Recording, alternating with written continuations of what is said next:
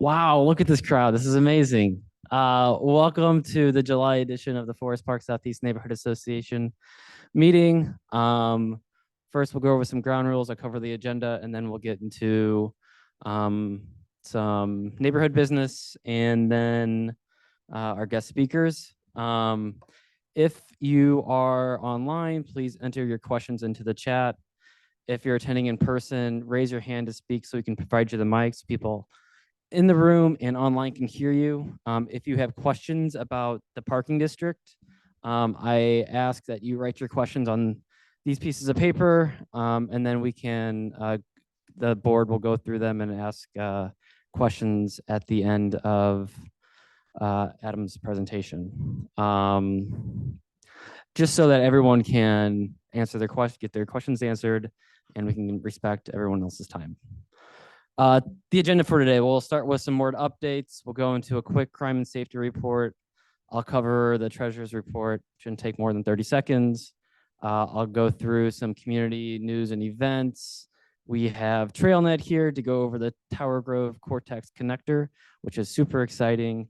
And I'm sure everyone's super excited about the parking district relaunch. So we have Adam Layne here from the treasurer's office. Before I begin, does anyone have any questions or have anything to share? Wonderful. All right. I'll start with some ward updates with Alderman Michael Browning. Thank you, Dan. It's good to see everybody here tonight. So I'm just can't keep this brief because I think we're going to have a long meeting tonight if parking is on the agenda. So I just want to give you a quick update of what we're up to on the board. We have one more meeting in store before we go on break. And when I say we go on break, that doesn't mean I'm going to stop working. It just means that we don't have meetings every week. So we have Board Bill 29, which is the open carry restriction. This is aimed at getting guns off the street, making sure that people that are carrying guns are qualified to do so. So what it would require is that you can only open carry a weapon if you have a concealed carry permit. You cannot get a concealed carry permit unless you are 19 years old and you take classes to do that. So this bill would allow police to confiscate weapons from people that are out there without that kind of permit, and they would have to prove that the gun is theirs and legally obtained. So right off the bat, this should help get illegal guns off the street as well. We're pretty excited about this because we think it's a good opportunity to really tamp down on some of the really reckless behavior. We have a lot of evidence that says when someone has a gun in their hand, they're much more likely to use it than if it's in their waistband or their backpack or elsewhere. So we're hoping this helps cut down on violence. We are going to have a 1-month implementation period in which officers will just be handing out warnings so as not to surprise people with this. Our goal is really not to punish people, but we're just trying to deter behavior. So we want to make sure that we're not doing that. We're also pairing it with something, Board Bill 82, which is commonly known as right to know. This requires that in order for an officer to search a person, they have to give them information about their right to consent to that search or decline that search. They also have to hand out a card with their information, and that card will also have information on the civilian oversight board for the person to be able to make a complaint if they feel they need to do so. The reason we're pairing these together is because we do not want Board Bill 29 to lead to something like stop and frisk. We think that that is illegal and should not be the case. We should not be giving police extra cause to search people. We know how that ends up, but we do want to make sure we're getting guns off the streets. So that's why we're pairing these together and advancing them together. If you have any questions about that, I'm happy to talk to you more about it after the meeting. Other updates we are relaunching the development and infrastructure committees for the neighborhood. Those are being run through Park Central Development, but they're not being run by Park Central Development. They are citizen run. So if you would like to be a part of those committees, please reach out to me. I have my email address, had my email address up there. There it is. So you can reach out to me. And I'll put you in touch with the people who are getting those set up. We're aiming for the first development committee meeting to happen on August 22nd. We're structuring it so that they occur 1 week after these neighborhood association meetings. The goal being that we will give the neighborhood updates on what will be discussed the next week so that everyone can know if they need to attend that meeting or not, or if they want to make public comment. So again, development and infrastructure. The infrastructure committee will be looking at, infrastructure needs around the neighborhood and communicating that to me so that I can prioritize ward capital funds and fixing anything infrastructure related. So that can deal with things in Shadow Park, but it can also deal with, ADA ramps on the curbs, lighting, anything like that. These are great opportunities for citizens to get involved and communicate the neighborhood's needs to their government so that we can solve your problems.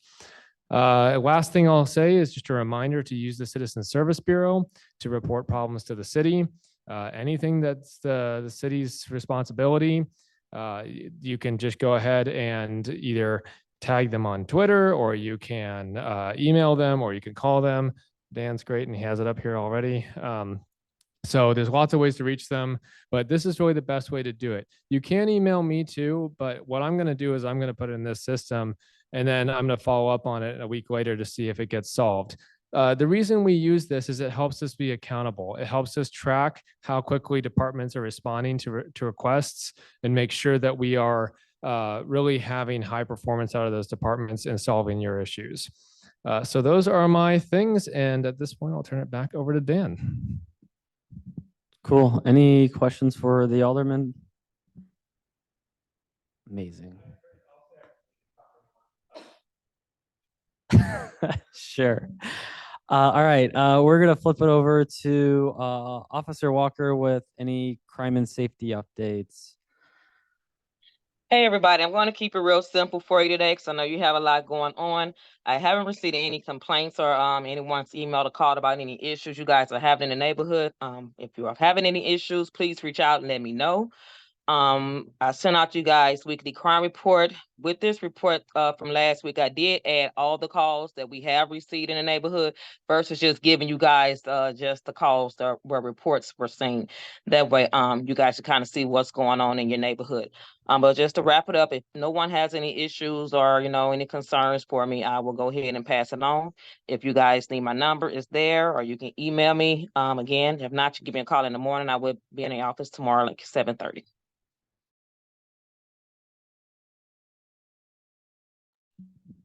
We do have one question. Okay. Yeah, sorry, we're just a little new to the meetings. Is that an email list for a weekly crime report that you get on, or how do you access that? I send that to Dan because he has the longer list instead of me trying to send like emails to thousands of people. I will send it to the neighborhood organizations, all the people, any business association where they get it, and they can send it out to you guys in their blast. Yeah, so there we go. Yeah, so Officer Walker sends these crime reports to me. They're essentially Excel spreadsheets or PDFs. Happy to try to get in the habit of sending these out every week. Just busy, but I can get in a better habit of doing that. I know people have signed up for a separate list from the bigger list that we have going on, but happy to share that out. Any other questions for Officer Walker here? Cool. Thank you, Officer Walker. All right, I'm going to jump into the treasurer's report real briefly. Last month, we had $15.99 for Zoom expenses and $295 in dues and donations. If you would like to become a dues paying member, it is pay what you can. We switched that over to anyone can become a member for whatever they're comfortable paying. Previous years, it was probably $10. We take Cash App, check, cash. For being a dues paying member, you get voting privileges and can be on the board. To be a dues paying member, you must be, or to be on the board, you must be a dues paying member. So elections are coming up in, I want to say September, with the vote in October. So if you're interested in joining the board as well, on any capacity or interested in learning more about it, just reach out to me or Sarah or anybody else, and we'll be happy to talk about that. Community updates. Just want to first mention that Ron Coleman is here tonight. He is our neighborhood improvement specialist. He helps with a lot of the issues or the concerns or thoughts that you have around the neighborhood. His contact information is here. If you have anything to say, you can turn over the mic. Otherwise, you can keep rolling. Okay. Okay.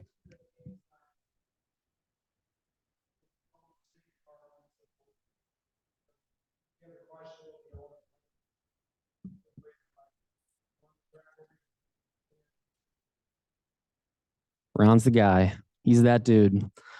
Park Central Stay in Place program. Currently, they have some programs going on.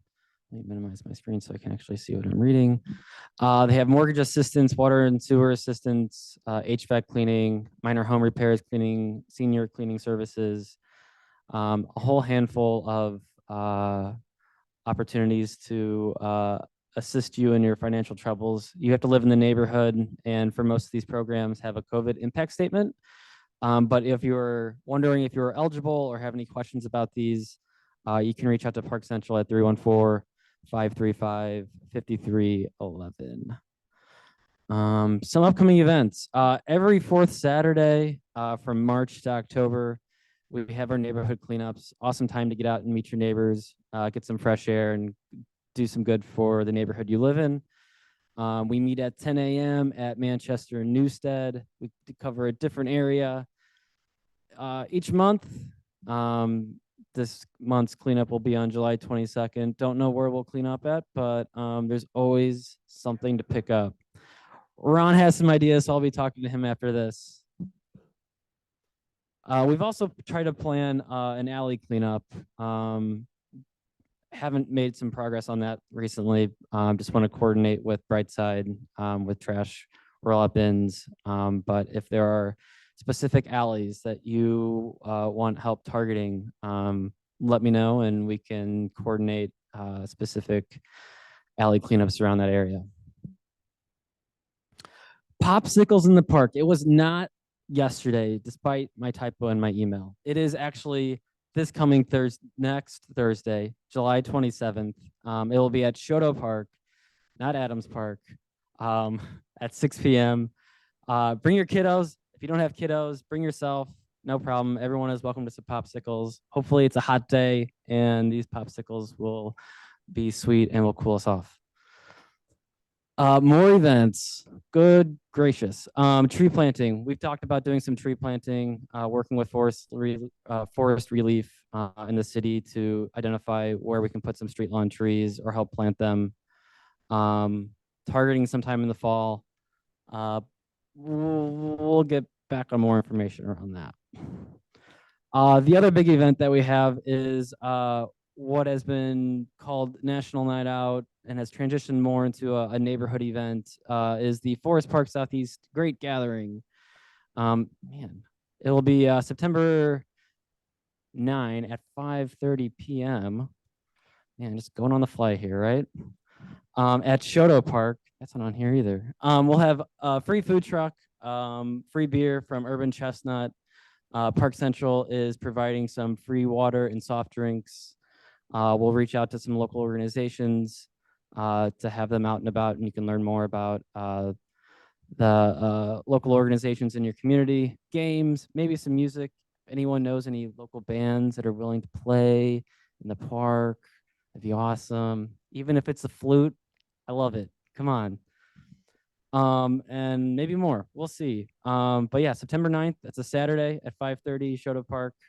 That's always a good time. Lots of everything is free, courtesy of some sponsors and the association. So come on out. Oh, also, we have some free trees to give away. We probably have less than 20 now, but if you'd like a tree in your backyard, there's a whole list of here to pick from and choose from. If you have any interest in one of these trees or a tree, again, just swing on by and I can put you into contact with the tree man. That's his name, the tree man. If you would also like to help plan some events or flyers or event coordinate, always looking for some help. Just reach out to me if you'd like to join. Any questions over those events? Otherwise, we will turn it over to Trailnet to talk about the Tower Grove and Cortex connector. Yes. Great question. Question was, do I need to bring anything to the cleanup events? The answer is no. We have almost all the gloves. We will provide the trash bags. And that's all you need. If you want to bring your own gloves, if you want to bring a bucket for recycling purposes to, separate trash from recyclables, that's a bonus. Otherwise, we provide it all. Just provide your hands. Yep, good, great question. Any other questions? Wonderful. All right. Turn it over to Trailnet. All right. What's that? Anywhere to stand? Cool. Yeah. I still need to see the slides. So Oh, yeah, wherever you'd like. yeah, this is Yep. good. Cool. Yeah, so I'm Adam Treester, I'm a planning coordinator at Trailnet. This is Charles Bryson. He's our policy catalyst. And we're really excited to talk about the Tower Grove connector. So the Tower Grove connector, you can see it on the right-hand side there, is essentially what we call a cycle track. And there will be graphics later. But it all started with Trailnet's Connecting St. Louis plan, which was a plan we did from 2016, 17, 18, sort of looking at the inner city, everything sort of east of Kings Highway, and thinking about how we can make some better walking and biking paths around the city and improve connectivity and safety for cyclists and pedestrians. And Tower Grove Ave and Vandeventer, with this little spur up Sarah to the Cortex Metrolink station, was identified as a key route. And so that's sort of the process of federal funds and design concepts and all that kind of stuff. So that's where we get to this really pretty render looking from Magnolia down Tower Grove to the north of what the cycle track might look like. So that's what you see on the side, on the left-hand side there, as a two-way bike facility. It's raised up at the sidewalk height. So we've essentially, if we go to the next slide, we've essentially taken the bike lanes that were already on Tower Grove Ave and put them over on one side together, raised up at the sidewalk height and separated by the tree lawn and the parked cars also on that left-hand side. So this is what we call a protected cycle track. And that's going all the way up Tower Grove Ave to Vandeventer and then turning down Vandeventer. It's the next slide, where Vandeventer is going to go down from 4 lanes to 3, and the cycle track will continue down on the right-hand side, the eastern side of Vandeventer, and that is until you get to Sarah. And that is what phase 1, and I can get to it later, but phase 1, hopefully starting construction early next year, January, February timeframe. And then phase 2, which is kind of starting right now with design work, is then going to go up Sarah to Cortex, which I believe is the next slide. That's sort of that 2D view of Vandeventer. And this is really all we can really share right now about phase 2, which is it's very, very initial design right now. Our Trailnet is not doing the design work. We have a professional engineering company, Lockmuller, doing the work. They're doing out the field survey right now, measuring the road, measuring the intersections, figuring out what's going to fit. And so right now from Vandeventer all the way up to the Metrolink tracks, it will be a protected cycle track, the same sort of 2 bike lanes on one side, raised the sidewalk level. After that, up to Forest Park Ave, those 2 blocks, kind of in the works, lots of different ideas.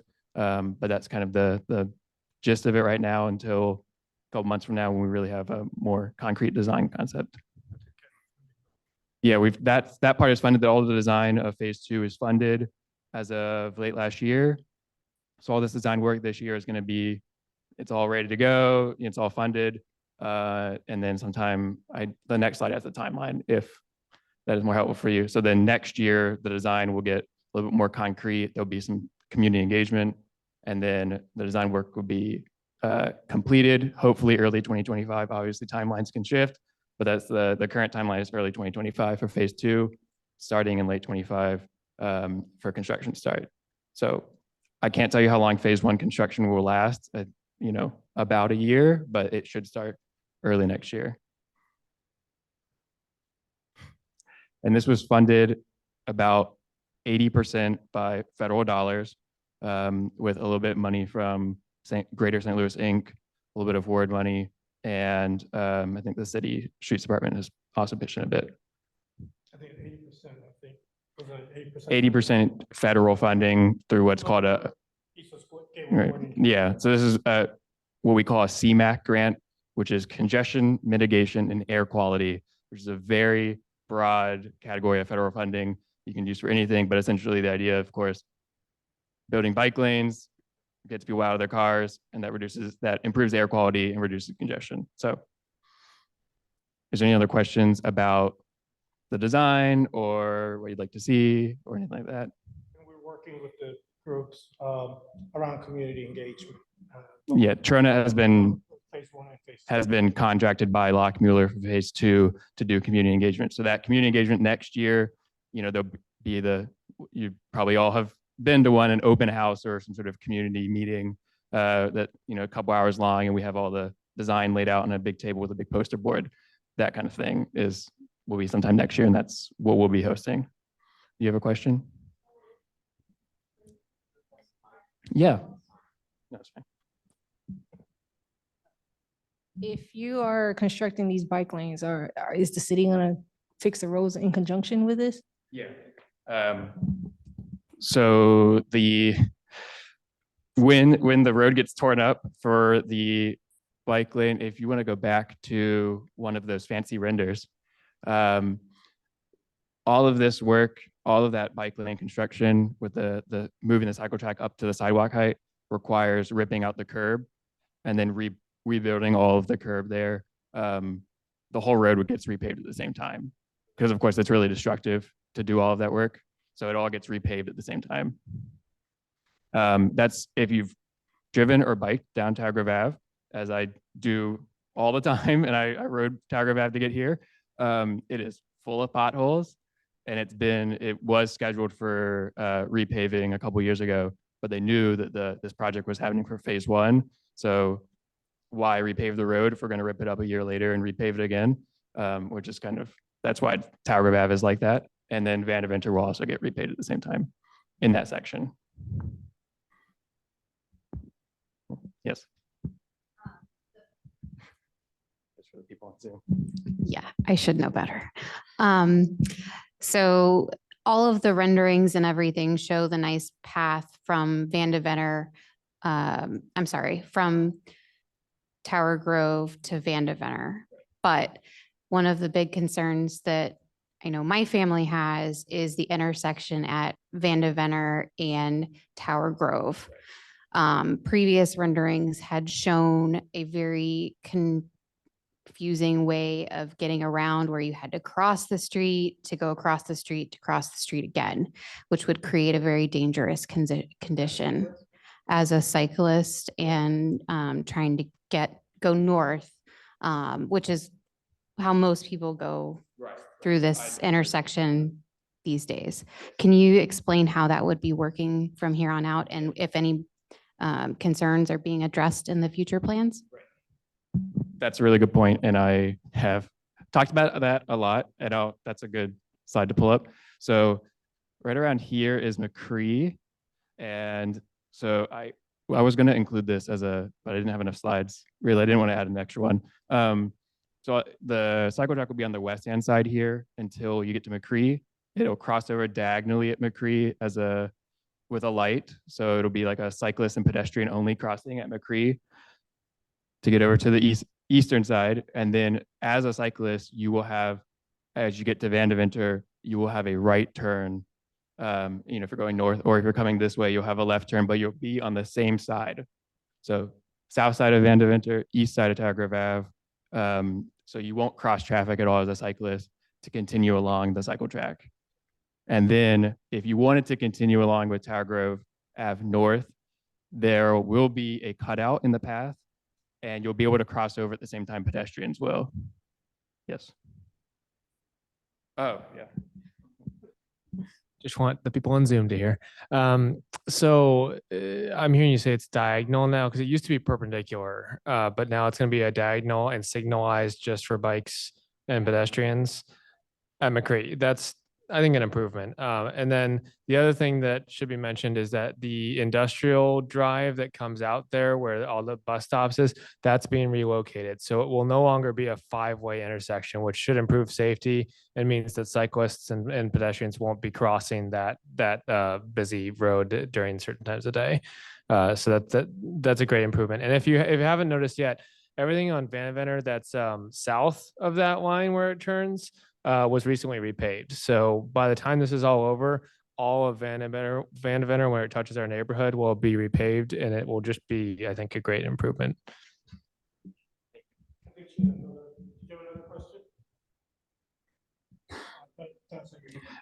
Yeah. So it is a little confusing. I have the PDF from Lockmuller for phase 1, and I was going to take that screenshot and put it in here, but I didn't know how detailed the questions were going to get tonight.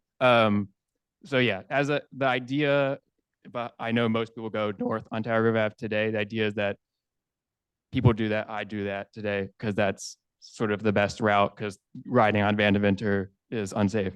So the idea is that, of course, as Vandeventer becomes the safe option, and with phase 2 on Sarah, a lot of people will take that option and they won't have to cross traffic here at this busy intersection. They'll be able to cross at McCree, where it'll be a bike only crossing essentially. But they have made accommodations with some curb cuts, and that bike lane that's like just for 50 feet there on Tower Grove Ave as you're going up the hill to Vandeventer will stay, and you'll have a dedicated way to get over onto the path. So it'll still be fairly safe. It might be a little inconvenient, or you have to cross twice, but from a safety perspective, it's the best way they can accommodate it. Yeah.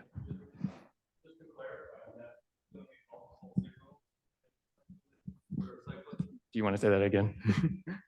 Just asking for clarification there, if there's going to be multiple signals when crossing on a north and south on Tower Grove? Yes, so there'll be one signal. I really, really wish we had this because it would make it so much easier to explain. Essentially, if you were going south on Tower Grove where that yellow dashed line is, and you're riding past those new lofts, you would cross Vandeventer with a green light, and there'll be a little pocket for you in that corner to sit. And then when Vandeventer gets the green light, you'll be able to cross over onto the cycle track. It's what's called a 2-stage turn, or also sometimes called a Copenhagen left. So you take both directions with the green light instead of having to try and get in the left turn lane and you're out of a bike lane and everything. So you could stay completely in a dedicated bike area for both crossings. And then you'll be able to get onto the path and go up Vandeventer or down on Tower Grove Ave with the path. There will be the light at McCree that still stays and will get altered to have a bike only crossing phase so that people can cross diagonally.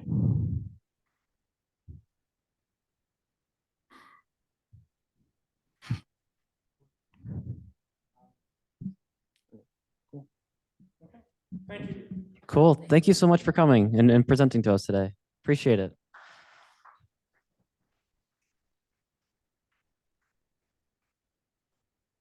Ooh, look at that. There we go. All right. I will welcome Adam Layne up here to talk about parking district relaunch and the status of that. Please hold all your questions to the end. If you do have a question I ask, we can try to run the mic around, but I also have pens and paper up here for you to write your questions down. Thank you. And I sent you a slideshow, which would help. Good evening, everyone.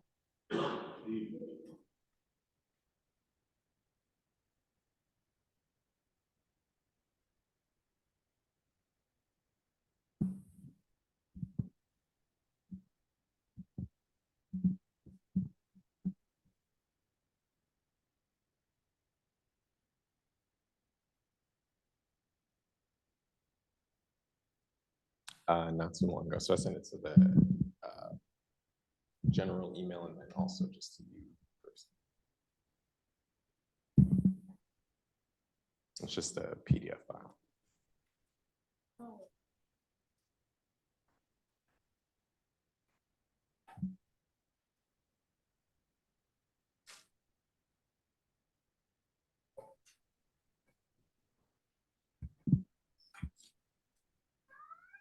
Let me make sure it's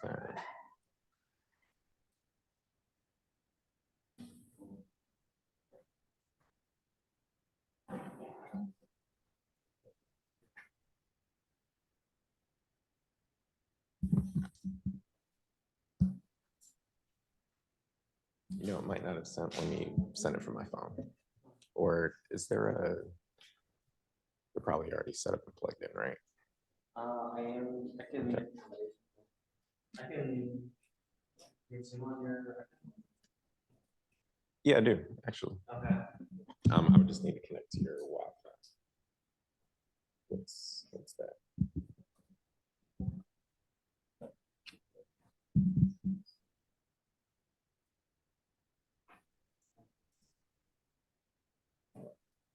Just join this one, that'll work.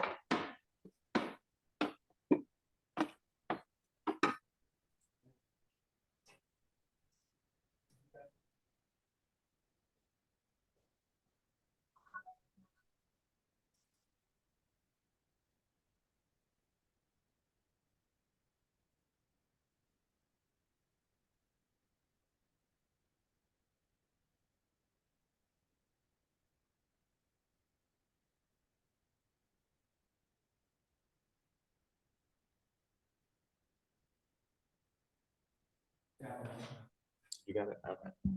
Might have been when I connected. All right.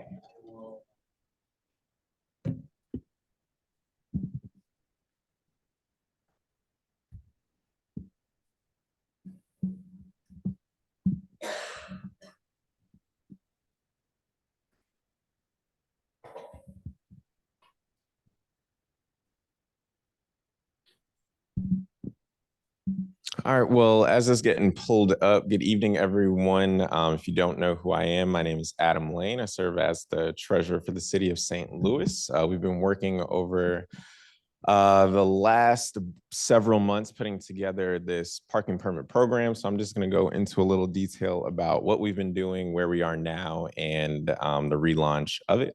So you can go to the next one. I'll get out of the way. So I just want to talk about the timeline a little bit, and I'll even go before this October of 2022. So that's when we first had our transition conversation with Park Central Development Corporation, who formerly held this responsibility. They approached the previous administration, I want to say in 2018, 2019, about taking over the parking district. They had a grant to be able to do it, and they knew those grant funds were running out, and they also just didn't have full-time staff dedicated to it. At the time, the previous administration, well, our office, this will be the first parking permit program that we actually do. So we actually don't do this in the city of St. Louis at all. But as it's getting more and more, we'll say popular, we expect that to transition to our office a little bit more. Previous administration didn't have an appetite for it. They approached us in late 2021 with the same proposal, proposal being, can you all do this? At the time, we were still recovering our parking revenues from COVID, so we were not taking on any new projects and had a bunch of backdated projects that we wanted to get done in terms of parking safety, garage updates, and things like that, and we let them know.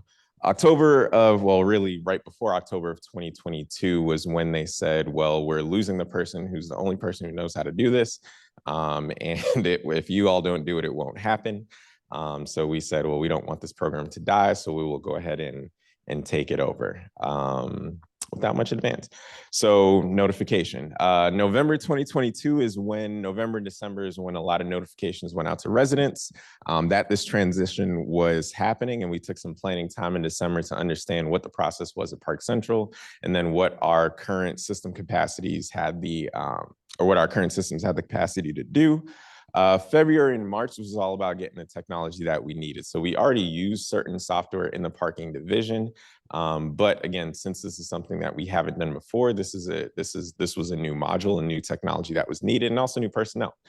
So we had to get all of that stuff in order, get that ordered and brought in, make sure that it integrated with the current system that we have, and then of course do some testing. And then we just finished our last round of testing so that we're able to launch next week. And I'll talk about the launch timeline. Oh, I can put it closer, that works. And I can talk about the launch timeline a little bit later. But I do want to say, you know, throughout this timeline, we want to make sure that we're building sustainable systems. So knowing, like I said, that we think other neighborhoods, we know there's actually a board bill that we were discussing today that might introduce residential parking in another area, knowing that this is something that might go citywide where it makes sense. We didn't want to just design or put together an Excel spreadsheet that, you know, only worked for FPSE, but we wanted to make sure that this is something that was sustainable for the future, because if we don't have smart government doing smart things, then we'll end up in dumb situations. So we wanted to make sure that we did that. But again, I know that it's been a long time coming. I want to thank you for making sure that all of those tickets got voided and passed on. So we do appreciate your patience in this process. So there are 3 program features that I will talk about, and I want to get to one before this. I do want to get to your questions and feedback before we get there. So of course the cost, so I'll talk about the cost of the permit. I'll talk about the cost of the, what are those things called? The guest passes, and then also special costs and considerations. Just talk a little bit about our software and how that's integrated, and then what the team that we have that is available to be able to serve the needs of this parking district. Go to the next one.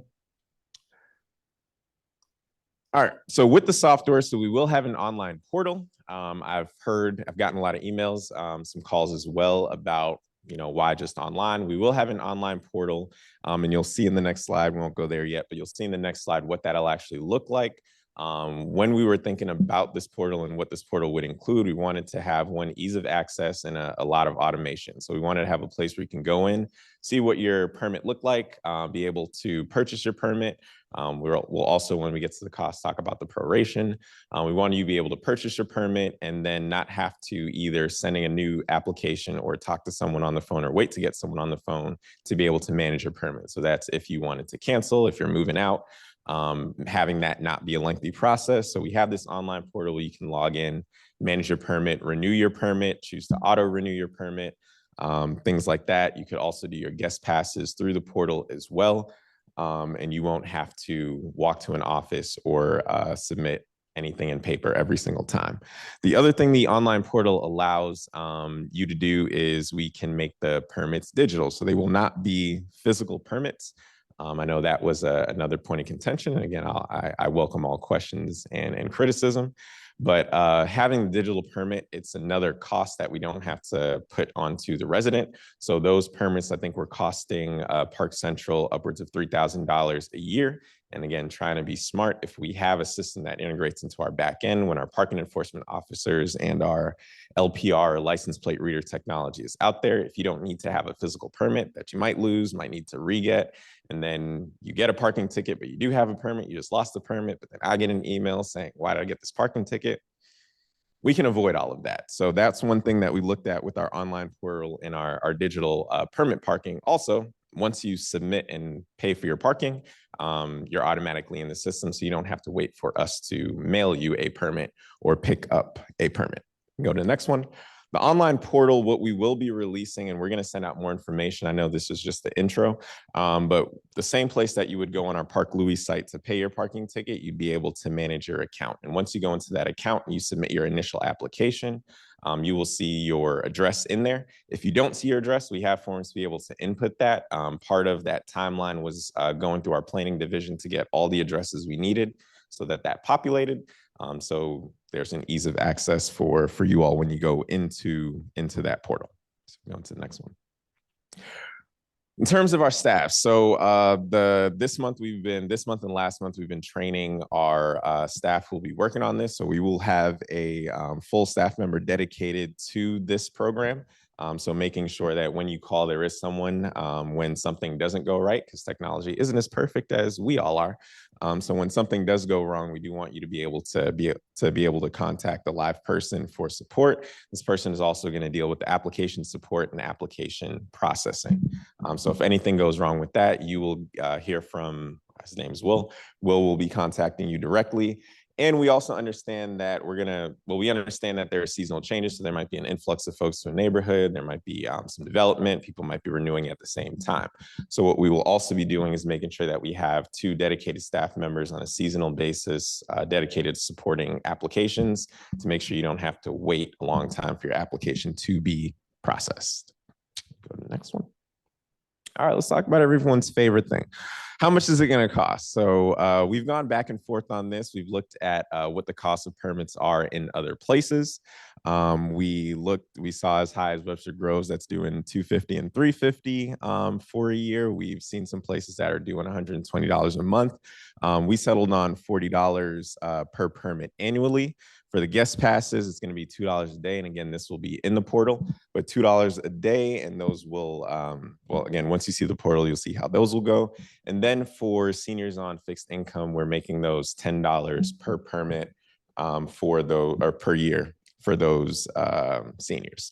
What does this all do? So with the cost of personnel, with the cost of the tech integration and the enforcement, this is going to offset probably less than a third of those costs.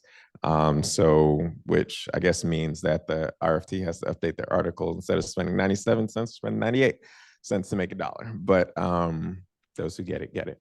But we wanted to make sure that, again, we weren't placing an unnecessary financial burden on you all. And I understand that everyone's financial situation is different. If we were to completely offset the cost and make a profit, we'd probably be looking at $200+ per permit annually. We're not a for-profit entity. Our goal is not to make as much money as possible. Our goal is to make sure that we're providing parking services to the city of St. Louis in a way that serves the residents and businesses of the city of St. Louis. Okay. Cool. So when we launch, we don't want it to be a mad dash. So the districts they won't be called Shoto Red, Shoto Blue, but this is, I think, what Park Central kind of labeled them as. So we wanted to use familiar terms. But we're opening up the applications next week. So the portal will be live next week. And we know that, again, technology is not as perfect as people are. So there probably are some bugs in the system that we want to look for. So we're starting with the quote unquote Shoto Red district and the Shoto Blue district. So we want to make sure the business the business permits are working, the residential permits are working well. This is probably a group of, I think, about 50 total. So it's not that many, but this will allow us to go in and make sure that everything is working the right way. And when we say phase 1, we don't mean it's going to be a 3-month process. It's really just phase 1, week 1. So as of next week, we'll be opening it up to these 2 areas. And then if you go to the next one, the following week, if not sooner, we will be opening it up to the Central West End, Red as we're calling it, and then all of Forest Park Southeast. So we believe that we can take in those, but again, that first week will allow us to see if there are any issues with the system in taking in those initial permits and the addresses that are in there. And then we move to week 2.5/3. We can go ahead. And that will just, well, everything else. So that will be everything else that's in the zone. Cool. Go to the next one.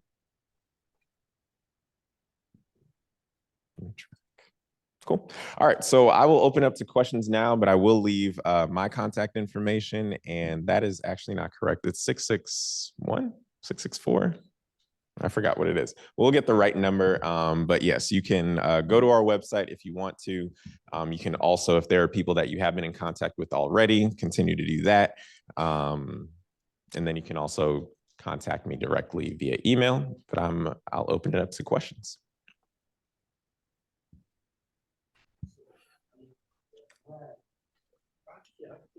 Sure. All right, which streets are being affected? That's the first question. So we're not, I think I said this, but I will reiterate for the beginning. this, because I did get this question a lot via email. I don't know if it was a question or more just yelling via email, but I got, you know, why were we coming in a place where we weren't wanted? So I will reiterate that we did not sign up for this, and this was not something where we're like, oh, please give us these parking permit districts.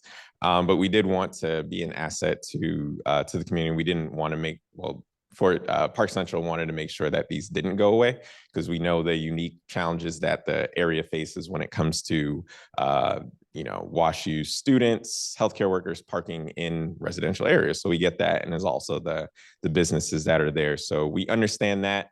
I have residents in the downtown area that, you know, we love our soccer stadium, but they also say, well, now I have nowhere to park in event parking. So we understand that parking is not everyone's favorite thing, and it is a frustration, but we want it to be a value add. So which streets are being affected? We're not setting up any new parking permit zones. So it's just wherever there's currently parking permits or parking permit signs and zones, those are the only ones that are being affected. So if there's not one on your street, then there isn't one on your street. We're not adding any new zones. So hopefully that answers the question. But if you do want to zone that, Yeah. Missing one? Yeah, this one, 44, all of Yeah, that's probably in the other. Yeah, yep. So, oh, this isn't, yeah, all of Forest Park Southeast. So that would be that they're in the phase 3. So yeah, if there's a follow-up to, if I didn't answer that enough with the which streets are being affected, but again, it's wherever currently there is permit parking, that's where we're going to be enforcing, and those are the people who are eligible to apply. I didn't put one in there, but it just says permit parking, and then it has a time on it. So yeah, so I guess if there's not one on your street, then that isn't a zone. But I can take a picture, send it. Okay, yeah, go ahead. Are you saying homeowners have to pay to park in front of their house? I guess, yes, I am. Yeah. That's what it is. Can you talk more about the enforcement? You talk about the cost of the tag covers a small portion of it. Right. That's a big benefit for us. Absolutely. Get that. Hopefully the benefit is that the enforcement allows for available for residents. Yes, and Explaining how that's absolutely, and I don't mean to be crass, but yes, so it is honestly, I would say in my team, I have my team members, my chief of staff, and one of my parking supervisors and board of alderman liaison here, and you all can correct me if I'm wrong. But one of the reasons I feel like Park Central didn't continue this was because of the cost that they were bearing. So again, we are taking a loss, and I don't say that to say, you know, we're doing, you know, this, you know, you're right, charity work, but understanding, like, we get consultants all the time that say we should be charging $65 for parking tickets, and we're like, we're not going to do that in St. Louis. But yeah, so there is a cost to that, but when we talk about the enforcement piece, so we do make sure that we have parking enforcement officers here. You know, they're working well because you all are getting tickets that you say you shouldn't be getting. So we want to make sure that you do have places to park. Yes, there is a fee associated with that. We're trying to be as equitable as possible as we can with that fee. If you have feedback on that fee, again, you can send me an email. But again, we are trying to make sure that our older residents who are on fixed income don't have to bear that burden. I didn't talk about this, but 2 things that we try to do. Again, the parking division, which most people don't know, is not funded by tax dollars. It's just funded by the revenue that it makes. So again, if we look at each of our programs individually, this program is losing 2/3 of the money that it's, you know, paying. So that's coming from other pieces of parking. Another thing that the article did not adequately represent. But with that, we understand that we just don't want to break even. But with that, there are costs that we have to offset. So we figured out what is the minimum cost that we have to offset. I did go to the Board of Aldermen, and I went with Park Central. One of 2 things that didn't happen. One was seeing if the Board of Aldermen could introduce a bill, particularly the Streets Committee, introduce a bill that would use funding to offset the costs of permit parking, not just in FPSE, but all across the city to make sure that residents didn't have to pay to park in front of their own houses. That hasn't happened or did not happen in our last 28-person Board of Aldermen. Maybe it's something that can happen in this one. And the second thing was I did go and advocate with the Park Central Board and spoke to them if they had funds that would at least help in the transition so that we could ease that cost in the initial years. The Development Corporation did not want to do that either. So not to say that this is the be all end all. I think if there is future legislation that allows us to help make this program free or as free as possible, we're more than willing to engage in those conversations. But as of right now, this is where we are. And, lastly, I'll say too, we do have parking enforcement officers. They might not be your favorite people sometimes, but they do work hard. And we also want to make sure that we pay all of our staff in the parking division a livable wage and make sure that people can do their jobs in dignity. Yes. Yeah.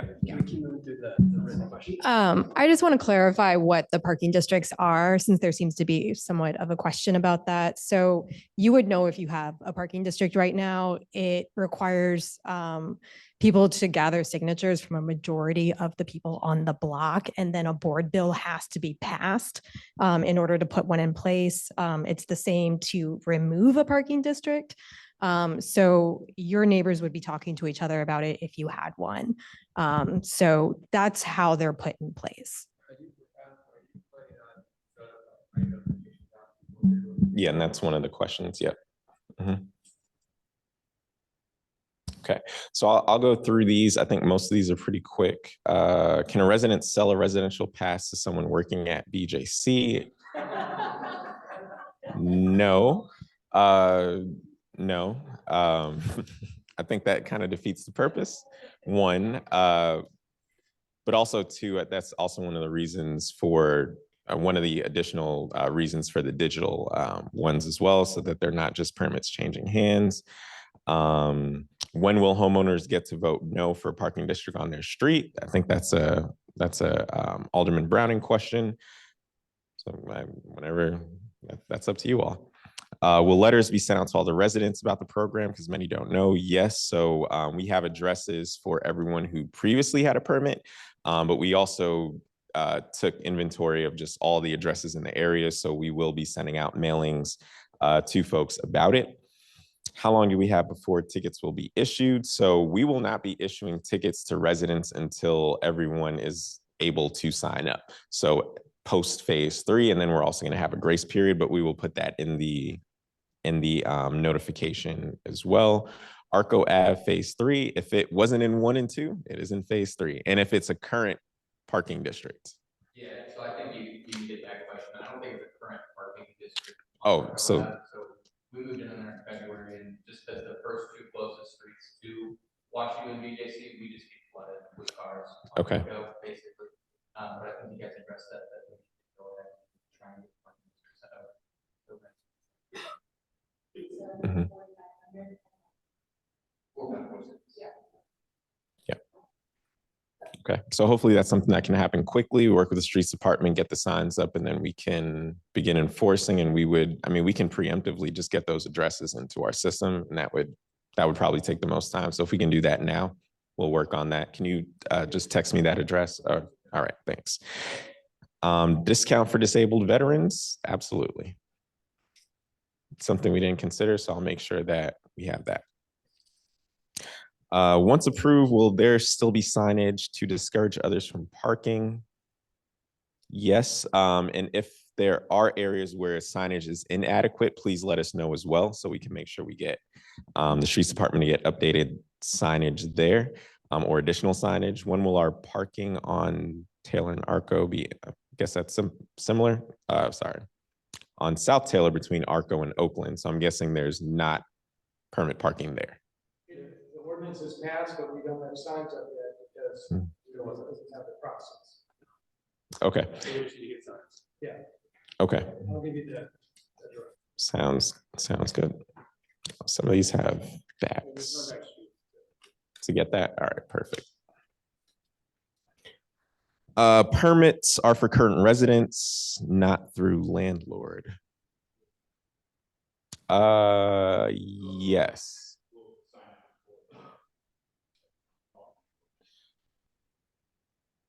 Yes, so it would be, yes, through the resident. So we're putting it, we have the addresses in our system by unit number. There are some residences that might have multiple units that we don't have, but in the online portal, if you don't see your address, there is a form for you to be able to submit your address and we can get that in. But yes, it would be through the resident, not the landlord.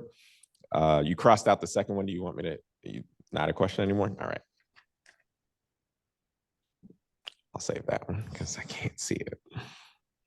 All right, why are we still allowing Park Central, private developer group to push parking policy on us? What? Okay, there's your answer. It's resident driven. So yes, if you don't like it and you want to get rid of it all, could have saved us a couple $1,000, but it's okay. It's okay. Well, residents came to Park Central before, so this is way back, to Park Central to say we want parking districts. They just came to us to say keep it going, but it wasn't started by them saying we're just going to throw them out. You might know better than me. You might know better than me. I don't know what this says. I'm sorry. I see Airbnb. I see temporary cars for. She's got you. Yes, go ahead. My block is incorporated with temporary people staying in Airbnb. Okay. They may stay there for a week, 2 weeks, Mm-hmm. a month, 3 months. How do you determine what their charge will be? Great question. We haven't thought about that. So I don't think we've thought about the short-term rentals and how they would pay for parking because they technically wouldn't be a resident. But that's something that we can look into. Because I know they'll still have the unit number, but that might have to be a permit that's applied for by the landlord to be able to issue. That's a great point. Thank you. And those are all the questions. I don't know if there's any more, but if any popped up, I'm happy to take more questions. We can open it up now if there's questions. Got another 5 minutes.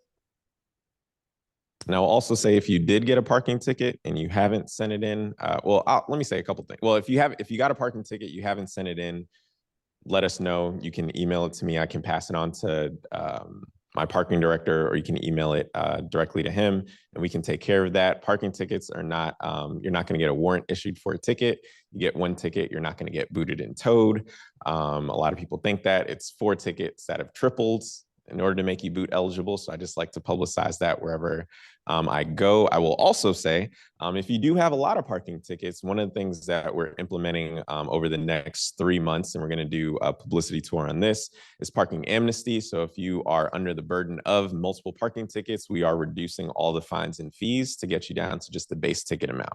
So if you don't know, if you get a $20 ticket, after 30 days, it doubles to 60, and then after 45 days it triples or doubles again to 120. So for someone who has 2 tickets, that might be $340 that they are, $240 that they're paying. That will go down to, I said 160, right? 320, sorry. That'll go down to that base amount of just paying those $40 in tickets for those 2 tickets, as opposed to increasing that financial burden. So that's something that we're going to be doing over the next 3 months. To support people. So if you have multiple tickets, if you're just great upstanding citizens and you don't, then that's okay too, but tell someone that you know. Yes. Can I just add that it's not applicable for parking tickets for street cleaning? It is. It's all tickets. Yeah. It's just not speeding tickets. So anything that, yeah, so street cleaning tickets as well. So if the fine has doubled or tripled, we are just getting you back to that base, whatever you got for street cleaning.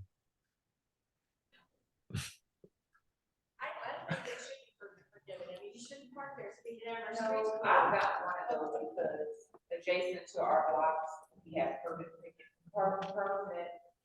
parking, so I can't park on the block. I also have somebody doing building on our block, so we have a half a block on that street. To be able to park. When I get home, I don't have a place to park on either block. Yeah, that's a problem. So I get ticket here, and it's been taken care of. Any other questions for parking? I just want to say. Try to pass it back. Yeah, thanks. Thank you. Thank you for coming and speaking to us. I know that this is a very contentious issue, and I know that you guys have been spending a lot of time going through logistics and how to make it work for us as residents. For those people that are new or have lived on a parking district, I think it's really important for us to talk to one another about shared experiences. There's some blessings and there are some curses with parking districts. And a lot of people that were really gung-ho about it originally actually have changed their mind experiencing it over the past couple of years. So I currently do not live on a parking district, and I would hope to keep it that way, but I know that there are other people that really need it. And so I think we just need to be very open to each other and listening to other people's concerns because it is a really hot button topic for everyone. So thank you.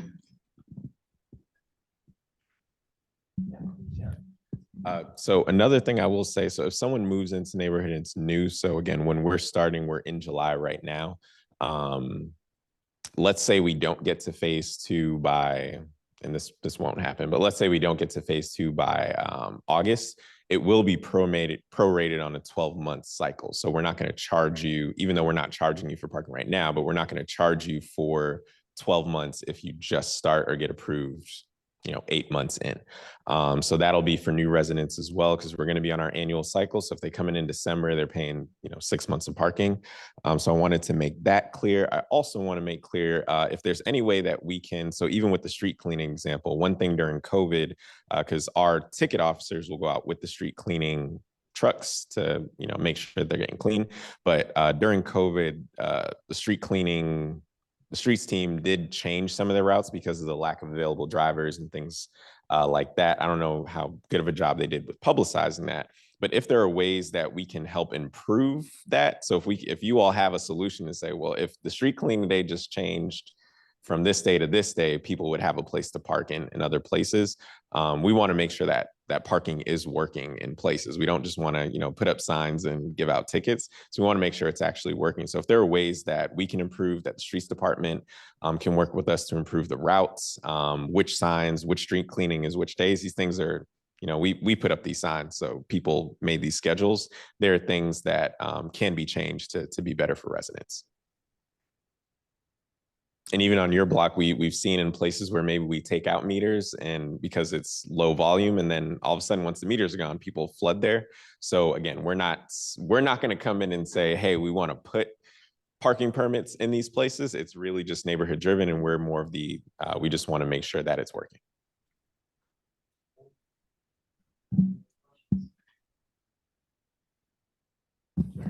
All right, thank you all. Thank you.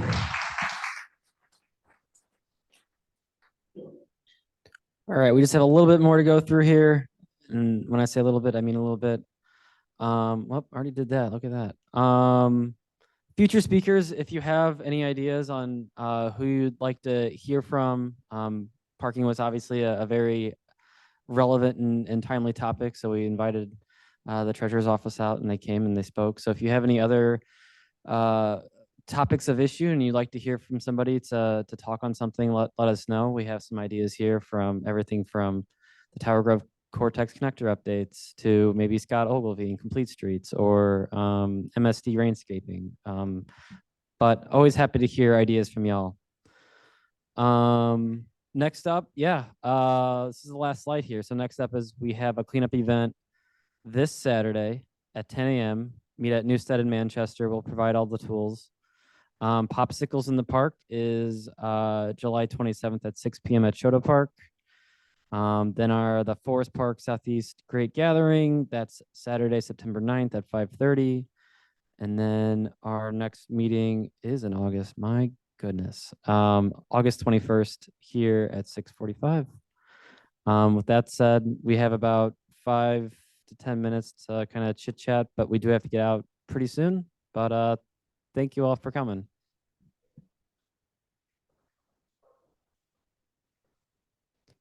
Yep, those are being restarted. Do we have information